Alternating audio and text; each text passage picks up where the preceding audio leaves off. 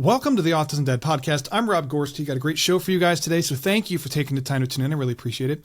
My guest today is Amol, and he is an autism dad, and he's here to talk about what this journey has been like for him, what his experience has been, how his son is doing, and we're going to talk about what this experience led him to create that we can all benefit from today, and we're going to go from there. So I really appreciate you guys being there. We're going to go ahead and drop you right into the interviews. Here you go.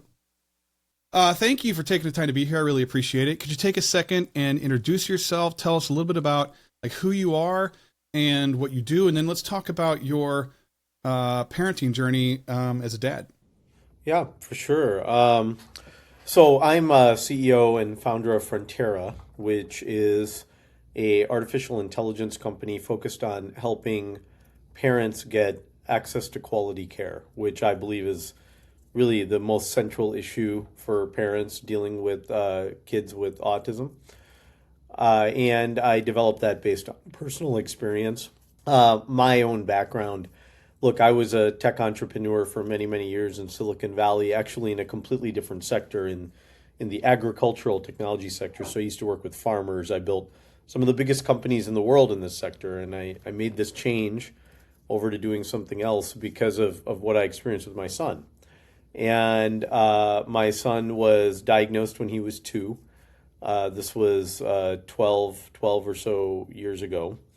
And he was a pretty serious case of autism, and I had never encountered autism ever before in my life. Like, didn't have a relative, didn't have a sibling, didn't have a cousin, didn't have anything. And knew something was wrong and went through a pretty typical curve, as most parents do. The pediatrician issue where the pediatrician wasn't terribly helpful in the process of diagnosing. We had to jump on it and find a psychologist. We did that. It was a pretty clear-cut case of autism, missing milestones, not responding to your name, not speaking, all of these things at age 2, 3, that was a sign. And I was shocked by what it took, even someone of my means in Silicon Valley, being a tech entrepreneur, just to get to a diagnosis, just to get some basic information, and then of course getting into therapy. Now, that's all the kind of tough part. That I have an extremely positive view of autism, and the reason is because of what I've seen post-intervention. We did get my son into an intervention, and his progress has been just amazing to me. And what is striking is what we were told when he was diagnosed is very different than what we saw over the years and where he is today. Now, by no means would I say that we're like this is like the perfect kid now, everything's perfect, but it's amazing what the progress has been. That's a credit to him, but to the practitioners and the therapists and everybody who helped us. And his parents. What's that? And his parents. And his parent, okay, and I take the blame and I take the credit. I sort of say, look, he probably has autism for something related to we don't know what the cause is, but I also say, look, I'm going to do everything I possibly can to help him. And what I deal with today is a kid who, he's in boarding school right now. Okay, Rob, he's like constantly badgering me to watch South Park, and he's like asking me to put money on his debit card because he spends too much money at Shake Shack or wherever he goes for lunch. And these are problems of a teenager, and he gets canceled once every 2 days at school because of something he says. But it's a lot better than when he wasn't talking. And in fact, actually, these are our teenage problems that I will deal with all day and night. And so this is not what we were told to expect. I learned a lot through this whole process. It was a very frustrating process, but then also in a lot of ways a magical one. I want every parent in the world who gets this diagnosis to have a lot of hope, to be thinking about their kid in the same context as they think about their other neurotypical kids or any neurotypical kid or whatever the case is, as opposed to being in a dark place or being in a position where they can't get access to what they need. And I decided to make that my life's work. That's very, very cool. So I wanted to ask you a couple of questions that stuck out. One of the things that you mentioned, and I just want to kind of clarify this so that I think comes across the way that it was intended. Like you mentioned, you were just shocked at the challenge to get the diagnosis, even with somebody with means, right? And Yeah. access to things. It's like, well, then what does that mean for everybody else who doesn't have access to that kind of stuff, right? I mean, it's hard, it's impossible. And I wanted to just point that out because that was I appreciated you saying that, because I think that is an issue that crosses regardless of where you are and where you live and what you do. Like the things that you come into contact with as a result of an autism diagnosis, like battling with insurance and all that kind of stuff, is like none other.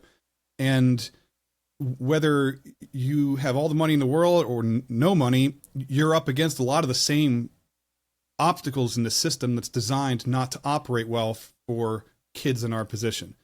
And I like that you took that and turned it into something that helps to prevent that from happening to other parents. Yeah, and look, when I say means, I want to be clear, it's not even just financial means.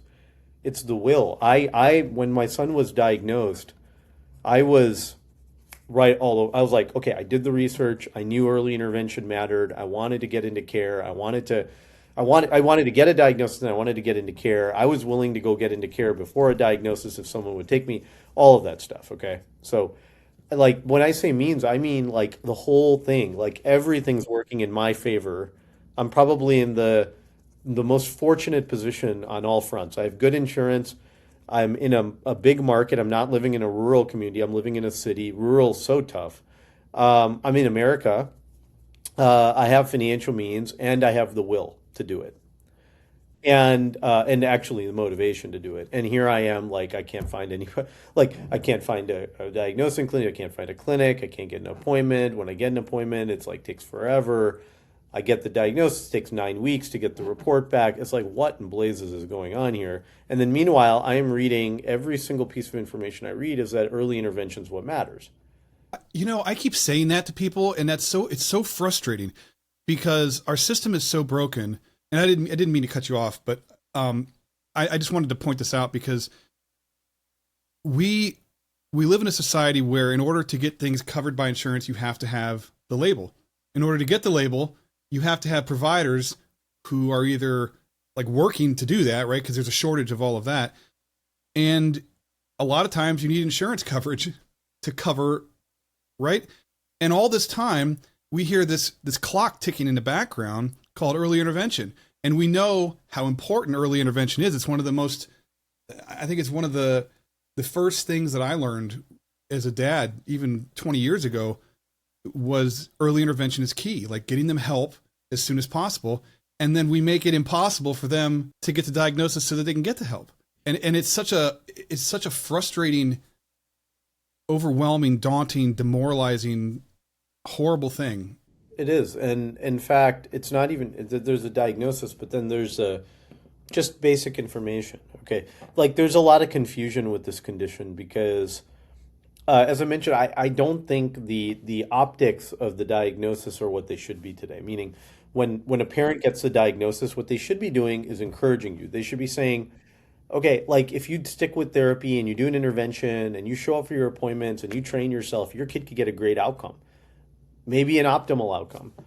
Instead, they kind of depress you and demoralize you, and then when you go online, there's not a lot of great content. Yours is great content, Rob, but there's not a lot of great content out there. And you could, as a parent, really go down a path of assuming the worst or spending your time on a whole bunch of things that don't matter because there's so much rumor, innuendo, conjecture, conspiracy theories about autism. So the condition, in a sense, almost gets trivialized the minute you get the diagnosis. And I think what we want to do is try to transform all of that and say, how can we make sure a parent gets access to an expert as soon as they need it?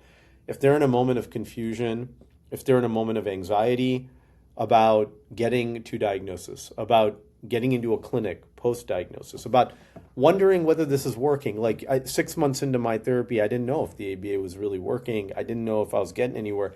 I could have easily quit on that thing because we were doing 20 hours a week and I was like, gosh, is this going anywhere?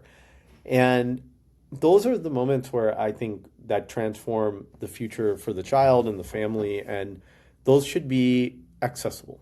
Like it shouldn't be something where it A frustrates the luxury. crap out of someone, right? And it should be accessible to everyone in the world. I starting with America, but then eventually everyone in the world. So a couple of things I wanted to touch on, just because, and I kind of feel like we're just going to go in a whole different direction with this, but that's okay because I like it. Um, I just finished writing a book about exactly what you're talking about. I just turned it in. It's coming out in January. And the idea behind that was like, we get, as parents, like we get the diagnosis, some paperwork, and then we're kind of pushed out the door, shoved off a cliff and told to find a parachute on the way down, right? And in that exact moment, like our whole world has imploded because we probably don't know what autism means. At least I didn't, 20 something years ago, you didn't hear about it. And even if you do know what it means, you're still on overload. Your whole world has just been turned upside down because now everything has become an unknown. And when you walk out of that appointment, all you have in the back of your mind is everything they say your kid isn't doing today and what they probably won't ever do in the future. And so you feel like your future is pre-written. Like there's no hope, there's no whatever, and then you can't find help because there's not enough of it to go around, or there's insurance, whatever. And then you're supposed to pick up and move on, taking care of everything else in your life, plus your kid, plus trying to meet their needs, trying to balance everything out. And there's not one person along the way that is like there to just say it's going to be okay. It's going to be okay.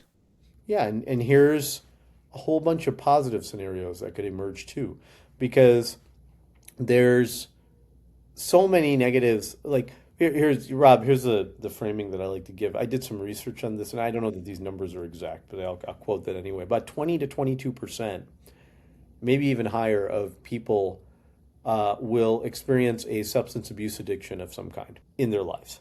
So if when you're kids too, if someone comes to you and says, "Gosh, there's actually greater than 1 in 5 chance that your kid's going to get addicted to something someday," and let's talk about that all day and night. Of course, your view of the world is going to be bleak, and you're going to have a knot in your stomach every single day.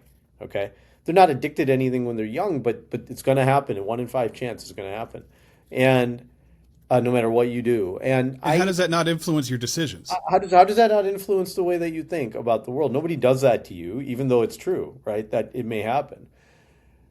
I think that is the thing. Is I think what they should start doing is when, and I say they, I mean the clinical community, the world of autism, is when you're diagnosed, they should start the process of encouraging and building you up as a parent and saying, look, this you're on a different path. This is not going to be easy. I'm not BSing you, but if you invest the time, if you invest the effort, if you train yourself, if you're willing to bring your kid to all this therapy and all these other things, that there could be a surprisingly good outcome here. So don't be down in the dumps about this, right?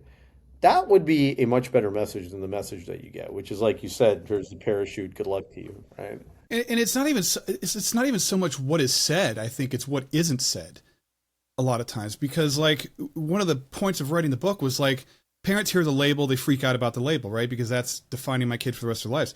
Well, the purpose of the label is just to match it with a resource, right? So that you can get it covered by insurance in our broken healthcare system. All the deficits that are presented to us, all the things that we're told our kids will or will never do, is not like a prophecy or whatever of the future. It's simply a baseline of where they are today, And if we frame it like this, when they leave, it's like, okay, well, he's not talking today, but that doesn't mean he's not going to talk tomorrow or a year from now or 5 years from now or 10 years from now. It just means that this is where we are now. We know what we need to do in order to help him, and we take it one day at a time, right? Because assuming that our kids aren't going to make progress is awful. Like it really is. It's a horrible feeling.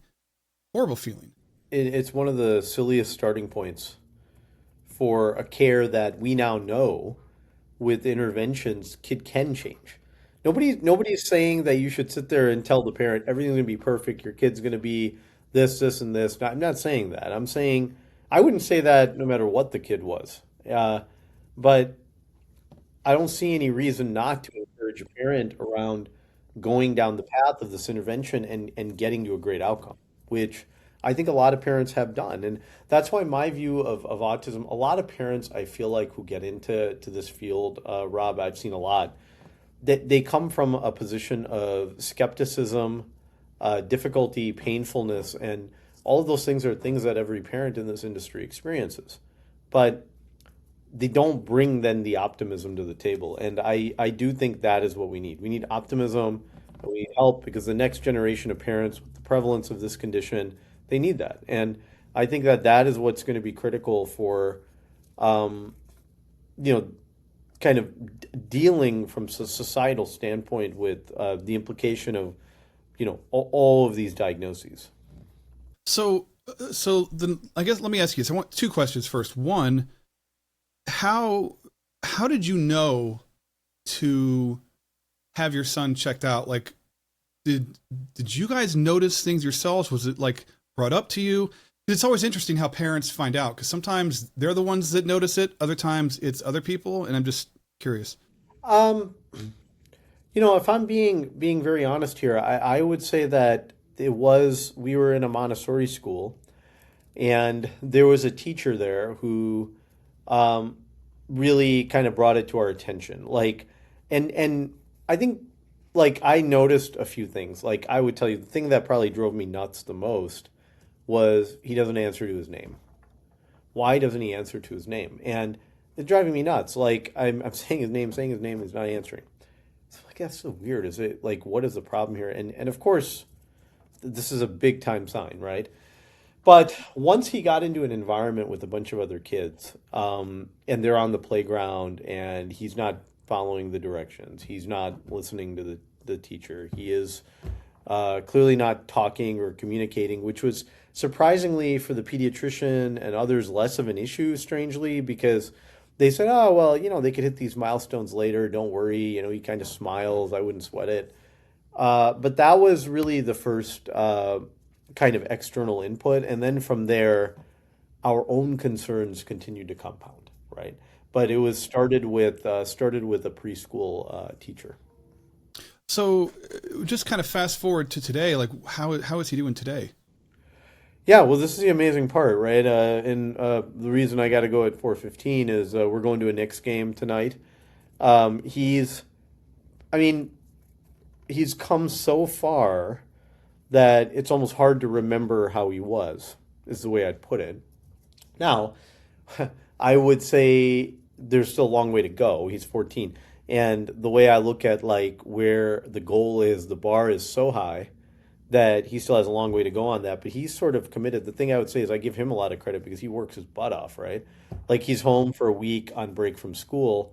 And I told him, you got to read this a 300-page chapter book that I picked out for him. It's a mystery, and you have to read it, and you have to give me a report at the end in the 7 or 8 days that you're at home. And he's jumping on it and ready to do it. And I'm trying, and the hardest part, like there's a lot of things that he's now pretty good at. And then the hardest part is the social connection still. And I don't know, like, I don't know how far I'm going to go with that. Like I told him, like, hey, I love sports. I know you're not the biggest sports fan in the world, but I'd love to take you to a Knicks game, right? So we're going to a Knicks game, and we're going to go watch the game, and he agreed to do it, and I was happy to see that he agreed to do that because he probably, given the choice, he would have rather done something else, right? But I told him, like, this is how you connect, right? Like, so I'm teaching him a little bit about some of that. So we're still working on stuff is related to, like, and some of that, will be things that I really do want him to learn, and some of that will be his own choice in terms of, I love the company of other people. I like being gregarious. I like being around a ton of other people.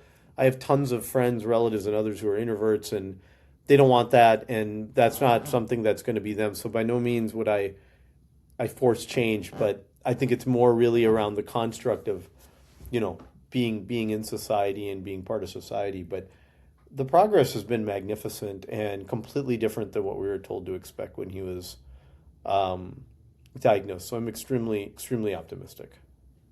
So my oldest is 26, and he was diagnosed in 2005. He was advanced until he was about 4 years old, went to bed, one person woke up somebody else, just massive global regression. They told us that he would need to be, like long-term residential care kind of thing because he was very aggressive, not towards people, but himself and collateral damage or whatever. But like he he is going on 2 years now of having his own job. He's moved out of the house. He's doing all kinds. Everything he's doing, he was never supposed to do. My youngest was nonverbal until about 4.5. We were told he was deaf. He didn't talk. He would never talk. And he's just finishing up his second year in college before he even graduated high school. So, like, the idea behind keeping those doors open for parents at the beginning, not only I think should be done by the clinicians in the moment so that we get started on the right path, but also like when we share the positive outcomes that we experience as parents too, it provides hope for others who are going through something similar, you know? I think that's huge. I mean, that's what I do on my TikTok channel. That's what I do on the Fronttera app. Rob, is that's the whole purpose is I want parents to share their needs. I want them to share their experiences because I do think parents benefit greatly from hearing from other parents succeeding because it gives them hope. And I think that is the big thing. Like what we're trying to promote here is long-term thinking, hope, hopefulness, optimism around the progress that your kid can make, and then access to those very, very critical things that you need to make that happen. Like that isn't magic. It's like you have to execute on this as a parent, and let us help you do that in a seamless and low-cost way as possible, right? But you're lighting the path. Lighting the path, yeah, and that's exactly right, and then keeping the spirits up and the attitude up, and I think, you know, being part of a community is essential in that regard. Like you can feel lonely, and then once you get in a community, you realize there's a ton of other people who are dealing with the exact same thing or some version of it, and that makes you feel, as a human, it just makes you feel quite a bit better. And you open up and you ask more questions and you seek more answers and you try more things, and these are all things that are probably going to help your kid in the long term. So let's kind of shift course here for a second. When you have a parent who's out there who is new to the process, kind of struggling to get their footing, whatever, how does Fronttera help them? I guess, like, you have an example of how that would work? Yeah, absolutely. So we released this app a few weeks ago out of beta, and it's free. It's completely free. It's called the Frontera Parent Support app. Okay, totally free. So it doesn't matter where you are in the United States, rural, urban, rich, poor, working class, middle class. I don't care what the label you put on yourself is. It's totally free for everybody. And in the first instance, what you can do there is you can go and you can read all of the posts that are in a community that's emerging there. So there's parents posting questions, there's experts answering those questions. And these questions range from things related to what do I do next about my care, to IEP processes in school, to sleep, to nutrition, to potty training, to wherever you are in the journey, they're asking and answering those questions. So you can simply go in that app and read those if you want to. But you can also participate. You can post and ask questions. A lot of parents are. Safe space to do that. And you'll get an expert who will respond to it. Like, I can virtually guarantee this is in our community. You can answer questions as a parent. Like if you have something to share and you see another parent saying, gosh, I'm struggling with the IEP system. You happen to be an expert on, here's what I did with my kid in my schooling, and let me share that. So that's starting to happen. So that to me is the community piece. It's getting information, being able to ask, being able to answer, and feeling part of a community. Then there's a second tool that we have in there that's free as well, which is the one that I think really surprises people, which is you can chat with an expert for free. So you can also create an expert chat, and a master's or PhD-level BCBA will respond to you within 12 to 24 hours. As I mentioned, when I needed a consult with an expert 12 years ago, it was hundreds of dollars an hour, and it took me weeks to schedule the meeting. Now, you can download the Fronttera app, and you can chat with an expert for free. And we pay for that. We pay for them to respond to you. And they will. They're required to within 12 to 24 hours. Soon, we'll have other things that we're going to put in there. So what that does, you ask, why is that useful for a parent? It reduces your anxiety being part of a community and being able to get your questions answered right away. B, it helps you navigate to care. One of the main things that community does for parents, both the expert and the community, is it helps you find the next step. I need to get a diagnosis. Let me see if I can help you find a psychologist. I need to get into care. Oh, here's 3 clinics in New York City that could be good for you. That I've seen them and they're good stuff. Um, I need tips on potty training. Okay, here's some ideas for you. These are all things that you get immediately, and then over time we'll add more and more and more. And that, I think, gives the parents a go-to resource on their device, that they don't have to wait for. The frustration can go away. You don't have to wait weeks, pay hundreds of dollars an hour to get a consult. You can ask and answered, right? And that gets you going. It doesn't do everything for you. We don't do your care. We don't create your behavior. We don't do any of those things on the app today, but it gets you going, and it hopefully, from a parent standpoint, hopefully reduces your anxiety around what to do next. Well, and I think one of the big things that it does, in my opinion, is remind you that you're not alone, because that's a big thing. And I think there's something very empowering when it comes to parents helping parents. So, you may go there for help for yourself, right? Looking for answers, find yourself actually answering other people's questions, walking away feeling better, because like you've been able to turn something that you've experienced that may have been hard or negative or whatever into something that's helping other people. And that's so powerful. So powerful. No doubt. And that's why I encourage parents that I send to the app. I say, look, if you have a question, ask it. If you need the expert chat, use it. It's all free. But if you're willing to share your own experience, or if you have expertise in something one of those parents is asking about, take 5 minutes and respond, because you will feel better about that. You will be you will walk out of that engagement feeling better about your situation, about yourself, about everything, right? And you'll be contributing to the community. So yeah, I always called it like purpose for the pain, because it's not like everything that I went through with my kids wasn't worth it by itself, right? But there's something just bigger about, allowing other people to learn from my mistakes, or maybe avoid things because I've been able to share an experience. So I love that you guys are doing that. And it's free. It's completely free. Yeah. It's that's the thing that I tell parents, that there's no catch here.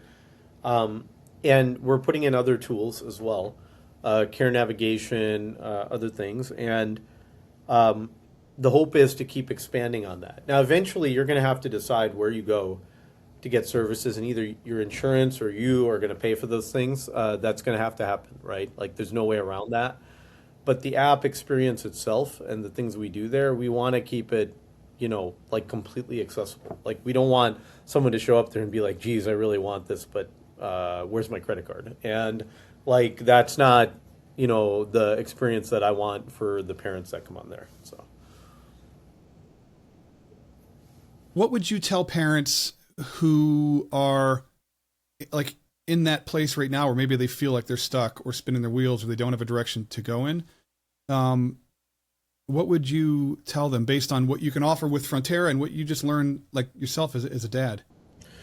Well, yeah, I would say the reason that we have this app, we created this app, is that it was because of that experience as a parent. Like, so I had to battle through that, right? It was driving around and in a low tech way, finding access to all those experts. I drove to UC Davis and met Sally Rogers, who's the founder of ESDM therapy, just so I could learn more. And that was a 3-hour trip, and luckily I was able to get a little bit of her time. And frequently I would pay experts for their time, and I would do all these things. As a parent, I would tell you, you don't have to do that anymore because of this app. You can go in and you can post. And I would immediately, I tell parents, like, you can vent too. Like I get parents venting. They'll say, I'm lost. I don't know if that's venting or sharing or whatever you want to call it, but I'm lost, or I'm frustrated with the fact that my RBTs keep turning over at my clinic. I'm frustrated with the fact that I can't find a diagnosis. I've been on a wait list for 2 years. I'm frustrated. Those are frustrations you can share in that environment, and there should be people there ready to both not just console you, but to hopefully give you a helping hand to the next step. So the way I tell parents to cope is take action. And the action that I can give you to take is is this: post about your situation, ask questions. As you pointed out, if you have had experience already, answer questions. And I think that will get you to the next step. And what we're trying to create with the Fronttera app is an environment which is welcoming around that front and delivers. Meaning, it's not like I go on there and, it's $200 an hour to talk to an expert. That is great. That's something I really need, but unfortunately I can't afford that. Or it takes 3 weeks to get an answer or whatever. We're trying to just get rid of all that crap and say, get on there and get your questions answered, get to the next stage, right? How can parents find Fronttera? What's the best way for them to learn more? How can they reach out and connect? App Store or Play Store, in my opinion. I think it's very easy. Most of us these days are of the age where we have kids with autism. We have more than enough apps on our phone already, but I think that is the best way. So you go in and it's very simple to navigate. And the first thing I suggest doing is read some of the posts that are in there and see. I'm willing to bet that already, just a few weeks in, you will see a bunch of parents' posts that you can relate to. And to your point, if you're in the area of being experienced as a parent, answer some. If you're in the area of having need, then post and ask a question. And you may be surprised at the answers you get. I would say do not be shy about creating an expert chat. It's not every day that you can get access to a master's level BCBA for free, right? We're offering that. And so take it, use it, see what it does for you, right? I believe it will deliver based on the initial feedback and results that we've gotten. And then over time, we'll add more stuff through. So I think it's as easy as download the app and give it a shot. All right. Well, I really appreciate your time. And then just dad to dad, I appreciate you taking your experience and turning it into something that benefits other parents who are going through that same thing. There's not enough of that, but the best things that I found over the last 2.5 decades has been created by parents who lived through it. And I agree. Well, your podcast too, Rob, look, I think this is wonderful because I think your podcast brings positive optimism and thinking and resourcing to parents. That's what, me, I want to support that. Fronttera, that's what we want to support, right? That kind of an attitude towards this condition, right? And with all the mess information and everything else that's out there, this is quite positive environment. So thank you as well for what you're doing. And it's off social media. Yeah. For people who want to not have to do this and have social media be the only option. That's a big thing too. I meant to mention that earlier. So you can avoid social media this way, guys. I really appreciate your time. Thank you for everything that you're doing. Enjoy the Knicks game. That's cool. Yeah. I'm glad that he agreed to go to that. That's a good experience. Yeah, absolutely. And thank you for your time. I appreciate it. Thank you for inviting me. Before we go, I just want to say thank you for being here. I really appreciate it. Thank you for being seen and heard. Thank you for sharing your story. Thank you guys all for listening and joining in and all your feedback and everything else. So I really appreciate it. You guys can find this podcast on any one of your favorite podcast listening apps, including the full video release on YouTube now. And we will talk soon. See you guys.